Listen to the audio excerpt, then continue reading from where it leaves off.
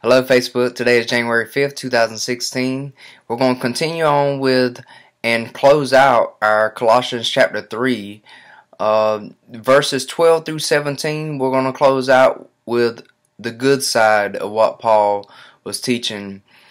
As you remember yesterday, we talked about all the things that Paul told us to mortify in our flesh, or like I said, kill it before it kills you. So just like you kill an app on your phone, you want to kill that sin in your flesh every day.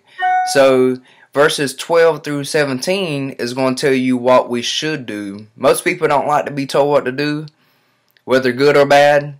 But today we're going to give you the steps to take to move forward in 2016 with a renewed mind, a renewed heart, a renewed spirit. And Paul was telling us that in these next few verses. He's telling us to put on the compassionate heart, the kindness, the humility, the meekness, and the patience. All these good things that Paul rolled up into one. And we see these same fruits, if you may, in Galatians 5 and 22. Very familiar, 9 fruits of the Spirit. And we see it again here in Colossians 3 and 12. So let's kind of dissect this a little bit. When we put something on, we want it to fit us. And the reason these should fit us as Christians is because we should be Christ-like. Right? So when someone puts on a fitted hat, it's not loose. It's not all over the place. It's not too tight to where it can't get on their head. So when you see someone with a fitted hat on, it looks good, you compliment them. So when we put on all this meekness and patience and humility and kindness, it looks good on us.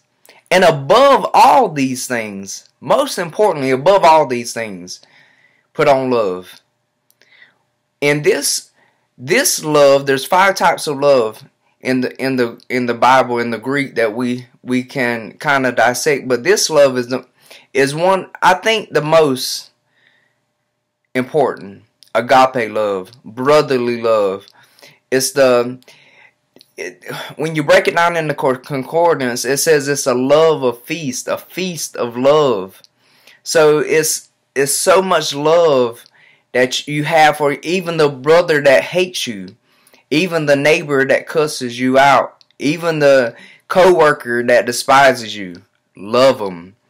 When they can't do anything else, when you can't do anything else, love them. Love them. Just like I said, kill the sin, love the neighbor.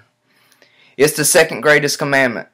God said the first, love me, God, with all your heart, soul, mind, body, spirit, everything. The second, love your neighbor as yourself. So if we put love, what does it do?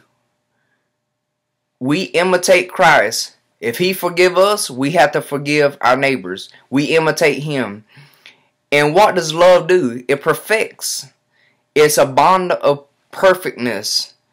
You say, well, we'll never be perfect in this world. You're right, we won't. But we can strive. And we can love. That's what we can do. We're going to have quarrels. We're going to have arguments in this world. We're in the flesh. But we can forgive. We can love. We can move on. We can be a better Christian in 2016 in a renewed mind and spirit than we was in 2015. I challenge you today. These verses said, open the Word of God. The gospel is the Word of God.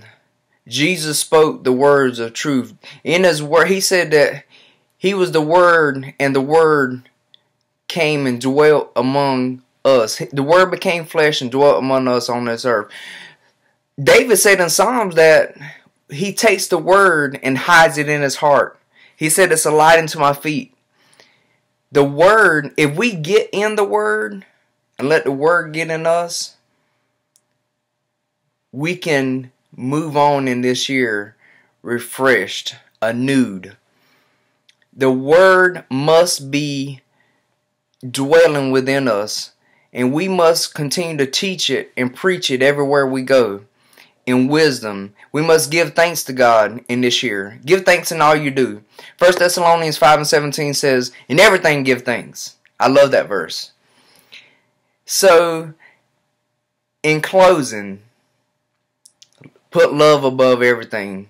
Put on these things. Put on these things, all these 9 fruits of the Spirit that Paul was telling us about in Galatians 5:22. Put on these things in this new year and walk out this new year prosperous, because that's what will happen to you. Be blessed. Share this video with everyone you know. Let the word go forth. Be blessed.